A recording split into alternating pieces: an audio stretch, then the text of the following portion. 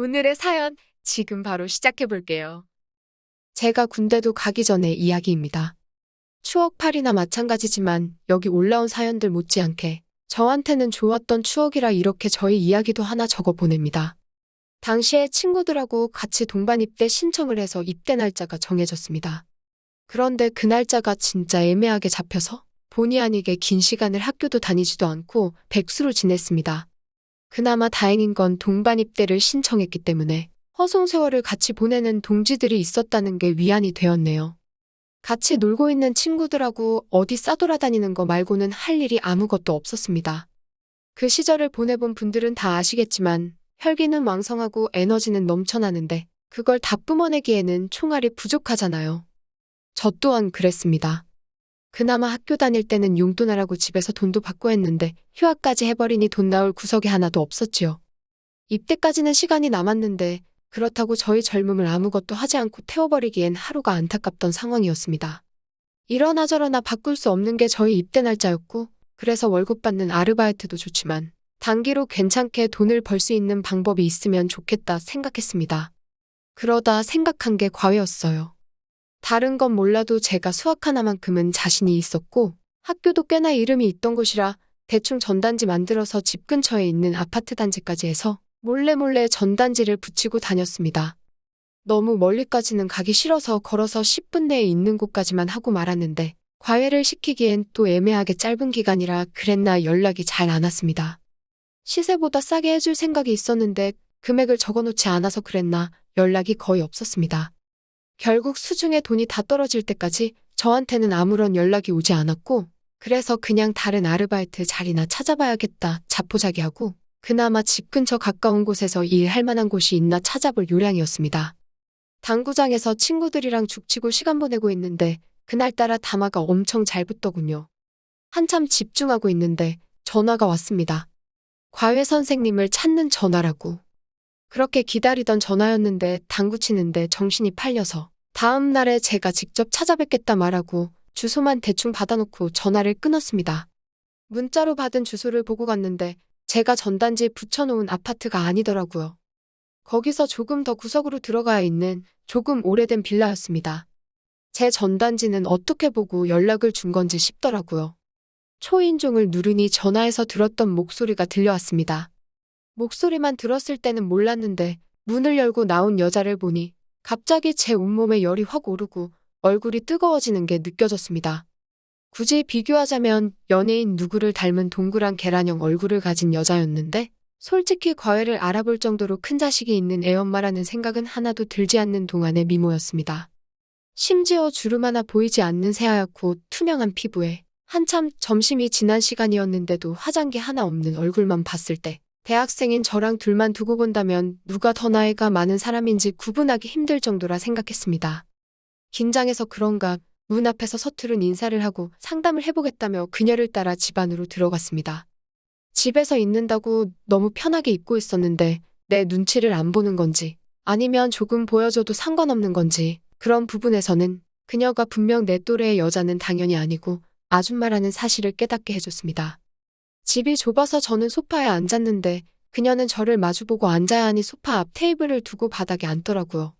무릎으로 앉아서 허리를 꼿꼿하게 세우고 있는데 그래도 제 시야가 위에서 아래를 내려다볼 정도로 높이 차이가 있는 자세였으니 이거 상담을 하면서도 눈을 어디다 둬야 할지 정말 고역이었습니다. 그녀한테는 아들이 한 명 있었는데 예체능계 지망이라 공부를 더럽게 안 한다. 뭐 이런 이야기를 했던 것만 기억이 나네요. 아직도 그녀가 위아래가 붙어있는 원피스를 입고 내 앞에 무릎 꿇고 앉아서 살짝 상기된 얼굴로 저를 쳐다보던 그 장면은 생생한데 그때 나눈 이야기가 무슨 정신에 나눈 이야기였는지 자세히 기억은 나지 않습니다. 아무튼 그렇게 저는 단기로 과외를 하게 되었습니다. 어쩌다 동네 아는 아줌마네 놀러 갔다가 제가 전단지 돌려놓은 걸 봤던 것 같더라고요. 당장 과외시키기에는 형편이 어려운 상황이었는데 기간도 짧고 하는 걸 보니까 제가 군입대 앞두고 돈 벌려는 것 같아서 연락을 준 거라고 하더군요. 제가 원한 것보다 거리가 조금 멀어지긴 했는데 여전히 걸어다닐 만한 거리에 매일같이 그녀를 만날 생각을 하니 오히려 좋았습니다. 예체능계 지망에 공부를 더럽게 안 한다 그래서 걱정했는데 몇 번 가르쳐보니 애가 생각보다 똑똑하더라고요. 알려주는 대로 족족 그대로 흡수를 하고 질문도 많고 말이죠. 그런데 제가 설명도 잘 못하고 버벅이는 걸 보니 이 친구가 제가 과외하기에는 조금 많이 모자라다는 걸 눈치를 챈 모양이었습니다. 그래서 조만간 잘리겠거니 싶어서 저도 에라 모르겠다 싶어서 가르쳐주는 건 대충 하고 그냥 수다나 떨고 하면서 놀기 시작했죠. 그러다 보니 조금 친해지게 되었습니다. 한 달 조금 넘게 지났는데 아줌마가 잠깐 저 좀 보자고 하길래 이제 드디어 과외 자리 잘리겠거니 싶었습니다. 한 달 조금 넘게 한 거 돈만 받아내면 되겠다 이 생각을 하고 있었는데 아줌마가 저한텐 난데없이 고맙다고 하더라고요. 예상치도 못한 말에 무슨 말을 하는 건가 싶었는데 애가 남편이 세상을 떠나고 난 뒤로 많이 우울해 있었는데 요즘 제가 과외를 시작하고 나서 제 이야기도 많이 하고 잘 웃고 많이 밝아졌다고 하는 겁니다. 저는 당연히 남편분은 출근해서 집에 없는 거라고 생각했는데 사별했을 거라고는 생각도 못했어요. 아줌마는 아들이 저한테 말해줘서 그 사실을 이미 알고 있었을 거라 생각했던 것 같습니다. 좋은 게 좋은 거라고 저도 그냥 이미 알고 있던 척 연기를 시작했지요. 아마 아줌마도 제가 실력이 모자란 건 알고 있는데 애가 마음을 열고 밝아지기 시작하니 그 부분을 높게 샀던 것 같습니다. 그 뒤로도 저는 너무 돈만 꿀꺽할 생각하지 말고 좋은 과외 선생은 못 돼도 좋은 멘토는 되어야겠다 뭐 이런 생각이었는데 수업만 한 게 아니고 같이 밖에 나가서 볼도 차고 PC방 가서 머리도 식히고 하면서 공부하는 시간 외에도 같이 시간을 보내기 시작했습니다. 그런데 아줌마가 하루는 저녁 식사 좀 하고 가라며 저를 붙잡더라고요. 남의 집에서 식사를 대접받았는데 설거지까진 아니더라도 뒷정리는 좀 도와줬습니다. 아줌마가 키가 작은 편이었는데 높은 데 있는 그릇 같은 거 꺼내주기도 하고 뒤로 넘어간 거 정리해주기도 했지요. 그 빌라가 평수도 엄청 작은 빌라였어서 부엌이 많이 좁은 편이라서 본의 아니게 아줌마와 몸이 닿는 일이 빈번했어요.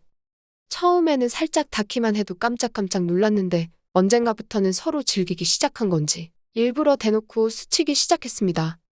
가령 예를 들자면 싱크대 앞에 식탁이 있고 그래서 싱크대 앞쪽에는 한 사람이 겨우 서 있을 틈 정도밖에 없거든요.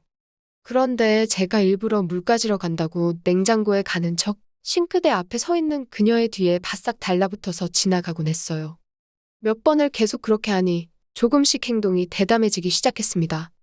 하루는 그녀가 찬장 맨 위에 있는 뭘 꺼내달라고 하더라고요. 그래서 제가 알겠다 말하고 그녀를 마주보고 서서 어깨를 감싸한 듯 껴안은 뒤 까치발을 들어 맨 위에 있는 걸 꺼내서 내렸습니다. 중심 잡기 위해 지탱하는 것처럼 꾸미긴 했지만 누가 봐도 제가 그녀를 껴안으려고 수작을 부린 것과 마찬가지였지요. 그런데 언젠가부터 아줌마도 제가 일부러 저런다는 걸 알고는 그런 저를 받아주기 시작하더군요. 동안이라 화장이 따로 필요 없을 정도로 아름다운 그녀였지만 언젠가부터 제가 수업 때문에 방문을 하면 머리도 정돈되어 있고 입술도 빨갛게 칠해놓고는 화장을 하고 저를 맞이하기 시작했습니다. 그리고 매번 수업이 끝나면 저녁까지 먹고 가는 게 저희 일상이 되었지요. 그녀가 저한테 잘 보이기 위해 화장을 하고 있는 건가 궁금해져서 과외 끝나고 빌라 골목에서 기다렸던 적도 있는데 그녀가 딱히 밖에 나오거나 하지는 않더라고요. 순전히 저 때문에 그러는 거라는 걸 딱 눈치채게 되었습니다. 그러던 어느 날이었는데 수련회 일정 때문에 수업이 따로 없던 상황이었습니다. 일부러 그런 건 아니고 그때 저도 입대 날짜가 하루하루 가까워지면서 정신이 없어서 까먹었던 거예요. 그날따라 집을 나섰는데 나온 지 5분도 안 돼서 비가 주룩주룩 내리더군요. 집에서 가까운 거리였던지라 돌아가나 아줌마 집으로 가나 시간 걸리는 건 거의 비슷해서 그냥 후다닥 뛰어갔습니다. 그런데 빗줄기가 상상 이상으로 거세지기 시작했고 쫄딱 젖어버리게 되었습니다. 그 집에 도착해서 초인종을 눌렀는데 아줌마가 저를 깜짝 놀라면서 맞이하더라고요. 수업이 없었으니 그녀도 제가 올 거라 생각을 안 하고 있었고 오랜만에 화장도 안 하고 있었습니다. 화장한 모습도 예쁘지만 저에게 익숙한 건 자연스러운 그 모습이었기에 오히려 오랜만에 그런 그녀를 마주하니 더 설레기 시작했습니다. 수업이 없어서 그냥 돌아가도 되었지만 그녀는 비에 잔뜩 젖어버린 저를 보더니 들어오라고 하더라고요. 비라도 말리라고. 안 그러면 감기 걸린다고요. 급하게 갈아입을 옷이라고 꺼내줬는데 제가 입기에도 사이즈가 넉넉한 게 아마 죽었다는 남편이 입던 옷인 것 같았습니다. 굵은 빗줄기가 창문을 때리는 소리만 들릴 뿐 그 집 안에서 그녀와 저는 서로를 응시한 채 아무 말도 나누지 못하고 있었습니다. 2시간 정도 후에 소나기가 그치고 집 안으로 햇살이 들어서기 시작했을 때는 그녀는 그녀의 방 안에서 제 팔을 베고 누워 있었습니다. 그때는 철이 없던 때라서 그런 생각을 하기도 했어요. 좋은 선생님은 되지 못하더라도 좋은 아버지는 될 수 있겠다. 좋은 남편은 돼줄 수 있겠다 하면서요. 하지만 그런 생각을 하게 만들 정도로 그 아줌마는 정말 아름다웠고 제가 하고 싶다 말하는 걸 다 하게 해줄 정도로 저한테 헌신적이었습니다. 어느 정도였냐면 제 입대 날짜를 미룰 수만 있으면 미루고 싶더라고요. 하지만 그걸 제 맘대로 할 수가 없는 게 정말 아쉽더라고요. 입대를 3일 앞둔 그날까지 수업한다는 명목하에 그녀 집에 들락거리면서 그 짓거리를 했습니다. 군대 다녀와서 꼭 다시 돌아오겠다. 아빠가 되지는 못해도 최선을 다하겠다. 작별 인사를 했는데 그녀의 표정이 감동을 한 건지 엄청 의외라는 표정이었습니다. 당연히 저는 그녀가 저를 기다릴 줄 알았는데 첫 신병위로 휴가 나오고 군복을 입은 늠름한 모습을 보여주고자 그녀 집에 찾아갔는데 초인종을 누르니 웬 모르는 사람이 튀어나오더군요. 전에 살던 분은 어디 갔냐고 물으니 저한테는 말도 없이 이사를 떠났던 겁니다. 마지막 날 보여줬던 당황스러운 표정은 저를 기다리겠다는 뜻이 아니고 부담스럽다는 표정이었나 봅니다. 이렇게 저의 첫사랑의 추억은 끝이 납니다. 아직도 소나기가 오면 축축한 빗물내음에 가장 먼저 떠오르는 게 그녀입니다. 아마 저도 오래된 기억이기에 그녀가 더 아름답게 제 머릿속에 자리 잡았을 수도 있다고 생각합니다만 아직도 그때의 향기, 그때의 분위기를 생각하면 제 인생에 두 번은 없을 좋은 추억이라는 생각이 드네요. 오늘의 사연은 여기까지네요. 긴 사연 끝까지 들어주셔서 감사합니다. 구독과 좋아요 잊지 말아주세요.